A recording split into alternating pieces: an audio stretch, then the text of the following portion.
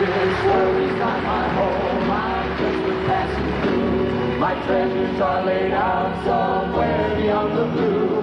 The angels beckon me from heaven's open door, and I can't feel at home in this world anymore. This world is not my home, I'm just a passing through. My treasures are laid out somewhere beyond the blue. The angels beckon me from heaven's open door, and I can't feel at home in this world anymore. Oh Lord, you know I have no friend. Want to sing along with this, Rich?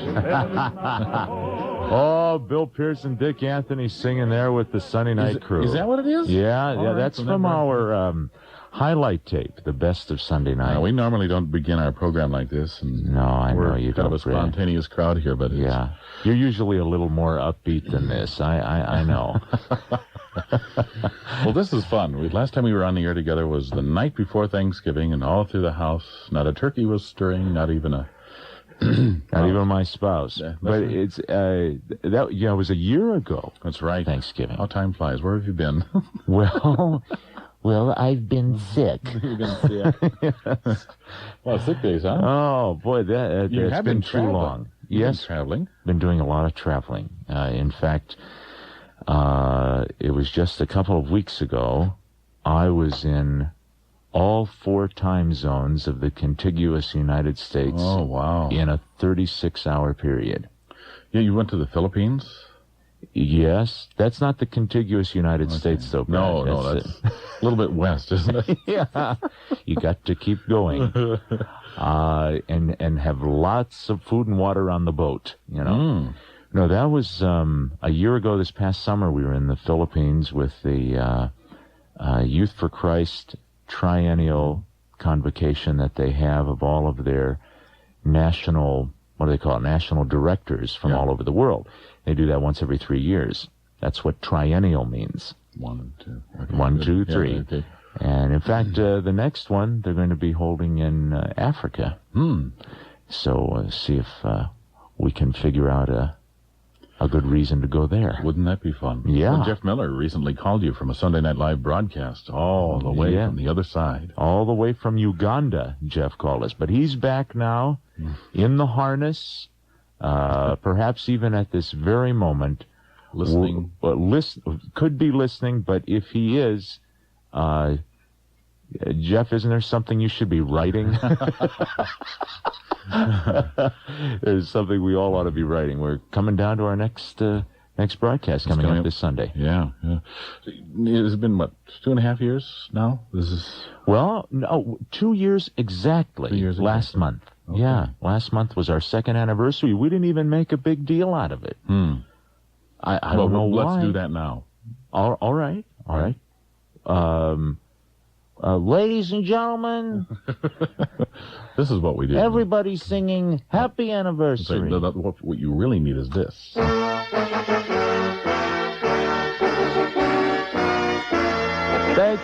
Thank you very much.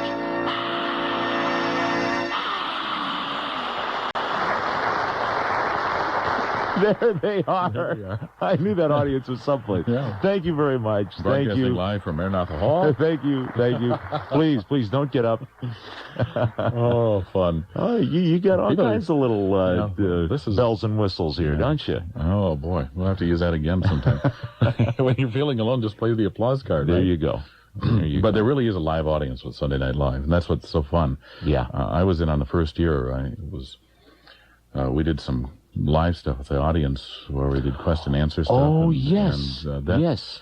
There's nothing like live radio, just like right now. Boy, it gets your blood running. Yeah. It really does. What, your whole area of Sunday Night Live and the concept, what is it that excites you about that? And talk about some other stuff in terms of some of the things that are the highlights over the last 2 years and putting a program like this together. Yeah, well, it's very challenging because every month you've got to come up with something different. Of course, a month seems like a long time.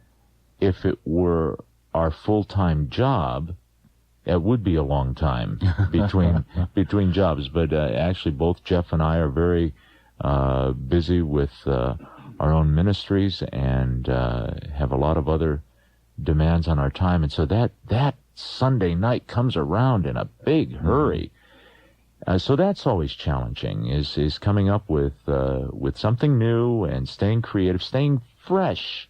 You know, it's real easy once you've invented the wheel, so to speak, to want to keep it rolling instead of maybe looking for another mode of transportation to be a little fresh, a little original this time, rather than just a clone of the last thing you did. You might say improve on the groove, right? Improve on the groove. That's good, Brad. You radio people. You got all the little phrases, don't you? You're just great. But that's the challenging part of it. I think the energy of a live situation is something I sort of thrive on. I love that. Yeah. I don't know if I could do what you do. I really admire you for being able to sit here and now, not imagine your audience. That wouldn't be the right word, because they're out there. But to be able to picture the people that are out there, because listening to you, I can tell that you know I'm there. You're talking to me. I think I'd have a hard time doing that. I've got to see my people. I have to back up. You do it very well, because I know it was last spring. I was driving with my father, and we were listening to the program in Iowa. We're driving through, there's Richard, and we just felt like that setting, the group, the band, your guests were right there. You were in the car with us, so that was fun. That's big, awful crowded back seat. Yeah, it really was. I barely got room for the band. Yeah, but that's a wonderful thing. Is that audience and that energy of that being on the spot there at that point. But I think perhaps the most exciting thing for us has been discovering the impact that the program can have, because you have the sense of the audience enjoying it, and they're laughing and they're applauding, and good things are happening. But then every once in a while, someone will say to you something that you realize there's something else going on. It's not just fun and games, as we were wont to say. I had somebody come up to me after the December broadcast. We did sort of a Christmas theme. Sort of an original thought. We thought, hey, it's December. Let's do Christmas. And somebody came up to me and said, we have 4 season tickets, and we bring 2 different people with us every Sunday, every month.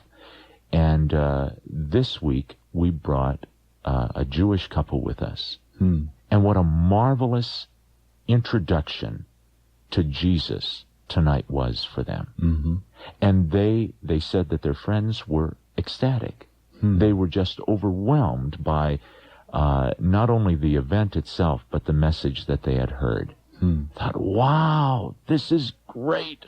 Here's not only something that hopefully people will listen to who may not normally listen to Christian radio, but also something that a Christian couple, a Christian individual could bring a friend to who perhaps has no interest whatsoever in Jesus Christ.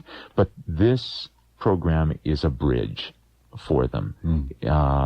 It presents the gospel in a way that they had never heard it before, in a way that they could relate to, with humor and music and some serious stuff too. Yeah. Your new album is entitled Overdue, and we're going to listen to a segment about Jonah coming up here, and then we'll talk a little bit about the album itself. All right. It might say a whole lot in terms of being overdue. Just find out why it's called Overdue. Okay. Will Jonah say anything about that? I don't think so. Okay. God said to Jonah, go to Nineveh. Jonah said to God, I don't wanna. So God put Jonah in a whale. God put Jonah in a whale. Jonah said no, and what do you think? The guys on the boat threw Jonah in the drink, and God put Jonah in the whale. God put Jonah in a whale. Jonah hopped the boat and tried to run away. Uh-oh, Jonah hopped the boat and went the other way. But God put Jonah in a whale. God put Jonah in a whale, yeah. Jonah said no, and what do you think? The guys on the boat threw Jonah in the drink, and God put Jonah in a whale. Oh yeah, God put Jonah in a whale. Uh-oh, along came a storm, and it rained and it blew. The guys on the boat just didn't know what to do, but God put Jonah in a whale. God put Jonah in a whale. And Jonah said no, and what do you think? The guys on the boat threw Jonah in the drink, and God put Jonah in a whale. Oh yeah, God put Jonah in a whale. Well, someone found Jonah underneath the stair. The captain of the boat said, "Get him out of there." So they threw him in the water. He landed with a crunch. Along come the whale and had Jonah for his lunch. And God put Jonah in a whale. God put Jonah in a whale, yeah. But Jonah said no, and what do you think? The guys on the boat threw Jonah in the drink, and God put Jonah in a whale. Oh yeah, God put Jonah in a whale. Well, Jonah said, God, I've had a change of heart. Saying no to you just isn't very smart. so God delivered Jonah from the whale. God delivered Jonah from the whale, yeah. Jonah said, Yes, Lord, I'll go and teach. and the fish burped Jonah up right on the beach, and God delivered Jonah from the whale. Oh yeah, God delivered Jonah from the whale. Yeah, Jonah said, Yes, Lord, I'll go and teach. And the fish burped Jonah up right on the beach, and God delivered Jonah from the whale.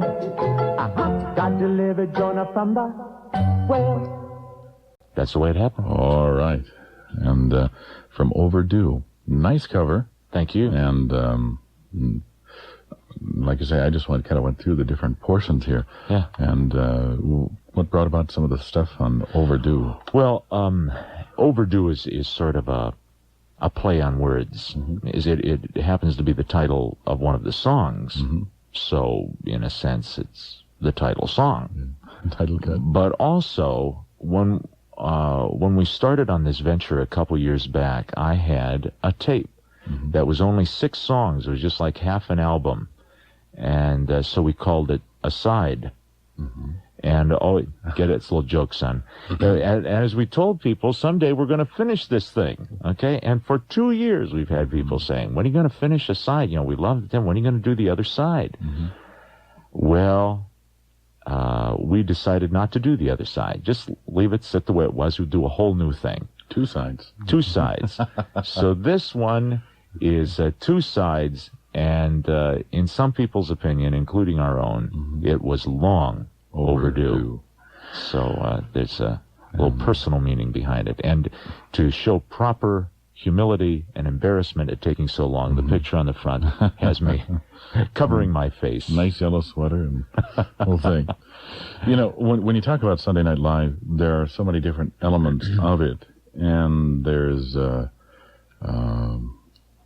You've got the continuity with the theme of each program, and yet there's that incredible variety of music, the sense of humor, the serious moments, and that's really for, like you said earlier, a purpose in terms of what the overall expression and purpose is about. And there's so many different ways to communicate what the gospel is about. And it's kind of something different to really be challenged in the area of doing some of the things that you do. Well, you know, I don't know if people sit down, are interested necessarily in sitting down and listening to a program of all the same stuff. I mean, you don't come on here and just play Phil Keaggy for 4 hours, you know, or sit down and play Joe Nanowski. I'm picking up CD covers here and just reading the first thing that I see, and boy, that was a wicked name to try to You should have heard me the first time I tried it. But anyhow, that would be kind of silly. You wouldn't do that. You try to some variety, and you come on and you talk a little bit and like that. What you're trying to achieve is communication. you're trying to break through all the other noise that people are dealing with. Sometimes it's external noise, sometimes it's internal noise, the things that they're thinking about, that they're worrying about. Breaking through that so that communication happens, so they hear what you're trying to say. And so you try to keep some variety going on, keep them a little off balance. Once you start getting predictable, then they're free to go off in their own little go back to those things they're worrying about. So you don't want to be too predictable. The humor, the humor is, I think, serves a couple of purposes. There are some things you can say in a humorous way that you just couldn't say seriously. And also, humor can be therapeutic. It's wonderful to laugh. It's okay. Christians need to laugh more. Come on. Definitely. So, Proverbs 18, a merry heart is like good medicine. Paraphrase there. There you go. I think a guy wrote a book about that. What was the name of that book where he had what was cancer or something, and he wrote a book on the therapy of laughter and how it helped him. Wish I could remember the name of that. He was, anyhow, it's I think it's a very important thing, and it's okay for us to laugh. It's okay for us to we need to laugh at ourselves. Laugh at ourselves, not take ourselves too seriously. My wife has to keep reminding me of that. Richard, don't take so long. Huh? Don't take yourself too seriously. Yes, so that's important, and it's good to have some. The refreshment committee serves a tremendous role in the program. Jeff Miller, of course, who's the founder and the director of the refreshment committee. It really puts together a group of people that are very, very, not only very talented and not only very enthusiastic and fun to work with and fun to listen to, but very committed. They know why we're there, and are committed to that same purpose. And that's been a wonderful thing about this show, is that sense of unity, of one. Unity of purpose, a oneness that is there in Christ. And we're real thankful for that. That doesn't always happen, you know. That's right. Even working solo like you do, sometimes you may be at odds with yourself. Oh, you know? There are. Unity is a hard thing to achieve. But, boy, we have that oneness in Christ, the body of Christ, and all of our differences and diversity of talent, differences of opinion, differences in taste, whether it's in music or humor or whatever, are sort of secondary in importance to the oneness we have in the Lord. I'm sure there's some people that listen to the program and are appalled. Well, I'm sure that happens. Change sometimes, like you say, not predictable, and sometimes it takes us moving us off our little lone centerpiece and saying, hey, then you rethink that and say, that wasn't so bad after all. And there's songs like that, too. And it might be a good backdrop for It Takes a Long, Long Time, which is another new selection from your Overdue album. I should explain a little bit about this song. This song came out of an experience that some friends of mine had. A difficult time in their lives, and I wrote the song about the lady of this couple. And when I finished the song, I realized that not only it didn't just describe what had happened in her life, but it was really a description of my own personal spiritual journey. It takes a long, long time.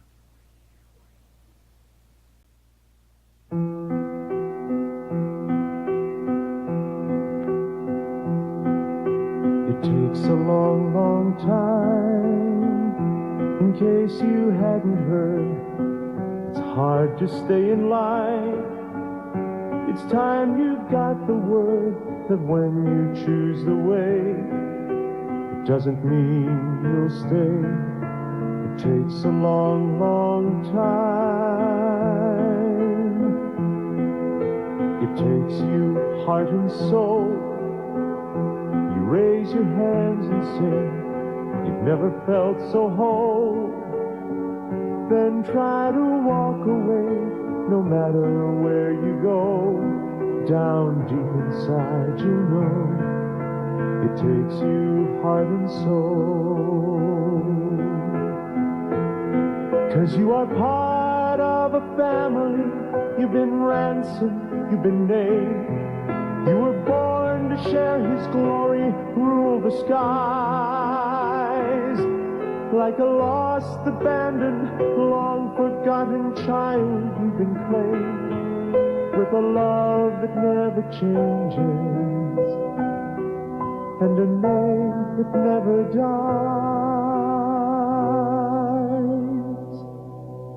It takes the best you are, but now your heart's turned cold, drifted oh so far. How cheaply all's been sold. You've tasted at the well, but chosen your own hell. It takes the best you are, but it never lets you go. Once you've known the light and lived within its glow, it keeps you in its sight.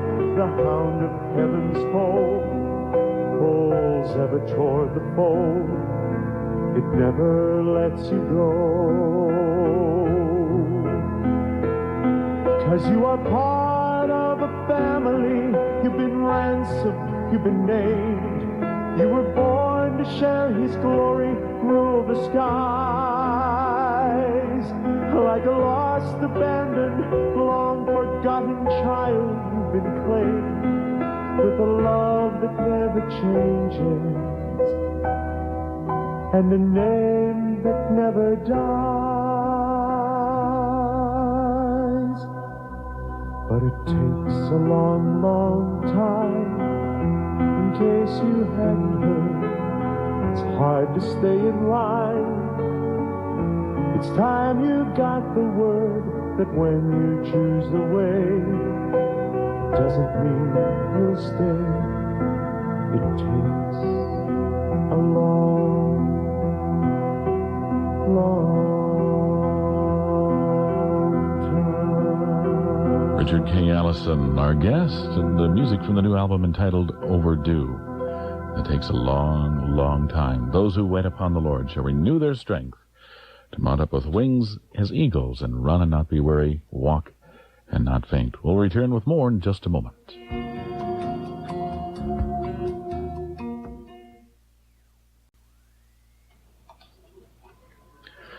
11:29 our time. Clear skies 14 from KTIS AM and FM, Minneapolis, St. Paul. And with our live local information, here's Richard K. about this coming Sunday night. Richard? Thank you.